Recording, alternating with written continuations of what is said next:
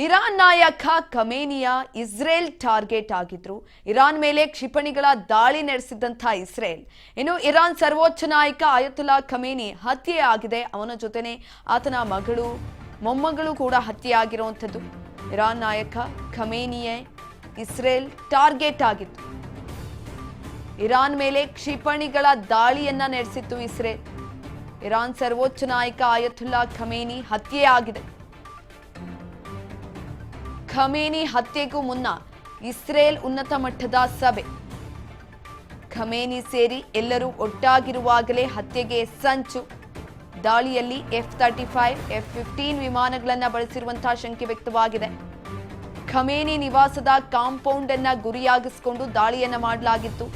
ತೊಹೌಕ್ GBU 28 bunker ಬಸ್ಟರ್ವನ್ನ ಬಳಕೆ ಮಾಡಿಕೊಳ್ಳಲಾಗಿದೆ. ಈ ಸಂದರ್ಭದಲ್ಲಿ ಇರಾನ್ ನಾಯಕ ಖಮೇನಿಯೇ ಇಸ್ರೇಲ್ನ ಪ್ರಮುಖ ಟಾರ್ಗೆಟ್ ಆಗಿದ್ದಂಥದ್ದು.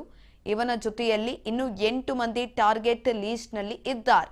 ಇರಾನ್ ಮೇಲೆ ಕ್ಷಿಪಣಿಗಳ ದಾಳಿಯನ್ನ ಇಸ್ರೇಲ್ ಹಾಗೂ ಅಮೆರಿಕ ಜಂಟಿಯಲ್ಲಿ ನಡೆಸಿದ್ದಂಥದ್ದು. ಈ ಒಂದು ಜಂಟಿ ದಾಳಿಯಲ್ಲಿ ಇದೀಗ ಖಮೇನಿ ಸಾವನ್ನಪ್ಪಿದ್ದಾರೆ.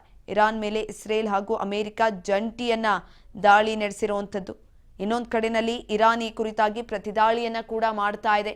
ಖಮೇನಿ ನಿವಾಸದ ಕಾಂಪೌಂಡ್ ಅನ್ನ ಗುರಿಯಾಗಿಸಿಕೊಂಡು ದಾಳಿಯನ್ನ ಮಾಡಿದ್ದಂಥದ್ದು. ಖಮೇನಿ ಹಾಗೂ ಆತನ ಮಗಳು ಮೊಮ್ಮಗಳು ಎಲ್ಲರೂ ಕೂಡ ಮೃತಪಟ್ಟಿದ್ದಾರೆ. 200 ಮಂದಿ ನಾಗರಿಕರು ದಾಳಿಯಲ್ಲಿ ಸಾವನ್ನಪ್ಪಿರುವಂಥದ್ದು. ಈಗಾಗಲೇ ಖಮೇನಿ ಸಾವನ್ನಪ್ಪಿರುವ ಕುರಿತಾಗಿ ಡೊನಾಲ್ಡ್ ಟ್ರಂಪ್ ಹೇಳಿದ ನಂತರ ಇರಾನ್ ಕೂಡ ಇದನ್ನ ಖಚಿತಪಡಿಸಿದೆ. ಸರ್ವೋಚ್ಚ ನಾಯಕ ಖಮೇನಿ ಹತ್ಯೆ ಪ್ರಕರಣಕ್ಕೆ ಸಂಬಂಧಪಟ್ಟಂತೆ ಖಮೇನಿ ಹತ್ಯೆಗೆ ಪ್ರತೀಕಾರವನ್ನು ತೀರಿಸಿಕೊಳ್ಳೋದಕ್ಕೆ ಇರಾನ್ ಮುಂದಾಗ್ತಾ ಇದೆ. ಇಸ್ರೇಲ್ ಅಮೆರಿಕ ಮೇಲೆ ದಾಳಿಗೆ ಇರಾನ್ ಪ್ಲಾನ್ ಅನ್ನ ಮಾಡಿಕೊಂಡಿರುವಂಥದ್ದು. ಸರ್ವೋಚ್ಚ ನಾಯಕ ಖಮೇನಿ ಹತ್ಯೆಗೆ ಪ್ರತೀಕಾರವನ್ನು ತೀರಿಸಿಕೊಳ್ತಾ ಇದೆ. ಖಮೇನಿ ಹತ್ಯೆಗೆ ಇರಾನ್ ಪ್ರತೀಕಾರದ ಘರ್ಜನೆ ಜೋರಾಗಿರುವಂಥದ್ದು. ಹತ್ಯೆಗೆ ಪ್ರತ್ಯುತ್ತರವನ್ನ ನೀಡ್ತಾ ಇದೆ ಇರಾನ್. ಇದೀಗ ದಾಳಿಯನ್ನ ಮಾಡ್ತಾ ಇದೆ. ಸರ್ವೋಚ್ಚ ನಾಯಕ ಖಮೇನಿ ಹತ್ಯೆಗೆ ಪ್ರತೀಕಾರವನ್ನ ತೀರಿಸಿಕೊಳ್ತಾ ಇರುವಂಥದ್ದು. ಇರಾನ್ ಮೇಲೆ ಇಸ್ರೇಲ್ ಹಾಗೂ ಅಮೆರಿಕ ಜಂಟಿ ದಾಳಿಯನ್ನ ನಡೆಸಿತು. ಇದರ ಬೆನ್ನಲ್ಲೇ ಇರಾನ್ ಪ್ರತಿ ದಾಳಿಯನ್ನ ಕೂಡ ಆರಂಭ ಮಾಡಿದೆ. ಗಲ್ಫ್ನಲ್ಲಿರುವಂತಹ ಅಮೆರಿಕದ ಮಿಲಿಟರಿ ಸ್ಥಳಗಳನ್ನೇ ಗುರಿಯಾಗಿಸಿಕೊಂಡು ದಾಳಿಯನ್ನ ಮಾಡ್ತಾ ಇರುವಂಥದ್ದು. ದುಬೈ ಅಂತಾರಾಷ್ಟ್ರೀಯ ವಿಮಾನ ನಿಲ್ದಾಣದ ಮೇಲೂ ಕೂಡ ಇರಾನ್ ಈಗಾಗಲೇ ದಾಳಿಯನ್ನ ನಡೆಸಿದೆ. ಈ ಒಂದು ಸಂದರ್ಭದಲ್ಲಿ ಬುರ್ಜ್ ಖಲೀಫಾಗೂ ಕೂಡ ತೊಂದರೆ ಆಗಿರುವಂತಹ ಶಂಕೆಗಳು ಕೂಡ ವ್ಯಕ್ತವಾಗ್ತಾ ಇರುವಂಥದ್ದು. ಇದೇ ಸಂದರ್ಭದಲ್ಲಿ ಅಮೆರಿಕದ ಮಿಲಿಟರಿ ಸ್ಥಳಗಳನ್ನ ಗುರಿಯಾಗಿಸಿಕೊಂಡು ಇರಾನ್ ದಾಳಿಯನ್ನ ಮಾಡ್ತಾ ಇದೆ. ಕೌಂಟರ್ ಅಟ್ಯಾಕ್ ಅನ್ನ ಮಾಡ್ತಾ ಇರುವಂಥದ್ದು. ಇಸ್ರೇಲ್ ಹಾಗೂ ಅಮೆರಿಕ ಯಾವಾಗ ಜಂಟಿ ಕಾರ್ಯಾಚರಣೆಯನ್ನ ಮಾಡಿ ದಾಳಿಯನ್ನ ಮಾಡ್ತೋ ಅದಾದ ನಂತರ ಖಮೇನಿ ಯಾವಾಗ ಹತ್ಯೆ ಆದ್ರೂ ಇರಾನ್ ಕೂಡ ಪ್ರತೀಕಾರವನ್ನ ತೀರಿಸಿಕೊಳ್ಳೋದಕ್ಕೆ ಇದೀಗ ದಾಳಿಯನ್ನ ಮಾಡ್ತಾ ಇದೆ. ದುಬೈ ಅಂತಾರಾಷ್ಟ್ರೀಯ ವಿಮಾನ ನಿಲ್ದಾಣದ ಮೇಲೂ ಕೂಡ ಇರಾನ್ ದಾಳಿಯನ್ನ ಮಾಡಿದೆ. ಈಗಾಗಲೇ ದಾಳಿಯಲ್ಲಿ ಕೆಲವೊಂದಷ್ಟು ಮಂದಿಗೆ ಗಾಯಗಳು ಕೂಡ ಆಗಿರುವಂಥದ್ದು. ಇನ್ನು ದುಬೈ ವಿಮಾನ ನಿಲ್ದಾಣವನ್ನ ನೇರವಾಗಿ ಗುರಿಯಾಗಿಸಿಕೊಂಡು ದಾಳಿಯನ್ನ ಕೂಡ ಮಾಡಲಾಗ್ತಾ ಇದೆ.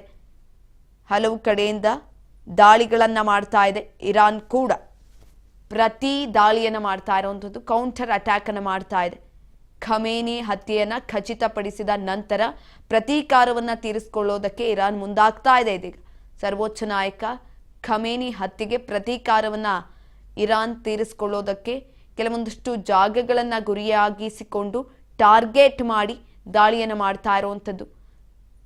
ಅಮೆರಿಕದ ಮಿಲಿಟರಿ ಸ್ಥಳಗಳನ್ನ ಗುರಿಯಾಗಿಸಿಕೊಂಡು ಕ್ಷಿಪಣಿಗಳ ದಾಳಿಯನ್ನ ಮಾಡ್ತಾ ಇದೆ. ಇನ್ನೊಂದು ಕಡೆಯಲ್ಲಿ ದುಬೈ ಏರ್ಪೋರ್ಟ್ ಮೇಲೂ ಕೂಡ ದಾಳಿಯನ್ನ ಮಾಡಿರುವಂಥದ್ದು. ಈಗಾಗಲೇ ಅಲ್ಲಿ ಸಾವಿರಾರು ಪ್ರಯಾಣಿಕರು ಸಿಲುಕಿಕೊಂಡು ಪರದಾಟವನ್ನು ಕೂಡ ಮಾಡಿದ್ದಾರೆ.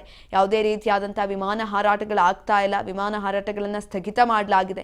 ಈ ಒಂದು ಸಂದರ್ಭದಲ್ಲಿ ಇರಾನ್ ಹಾಗೂ ಇಸ್ರೇಲ್ ನಡುವಿನ ಈ ಒಂದು ಮಧ್ಯಪ್ರಾಚ್ಯದ ಯುದ್ಧ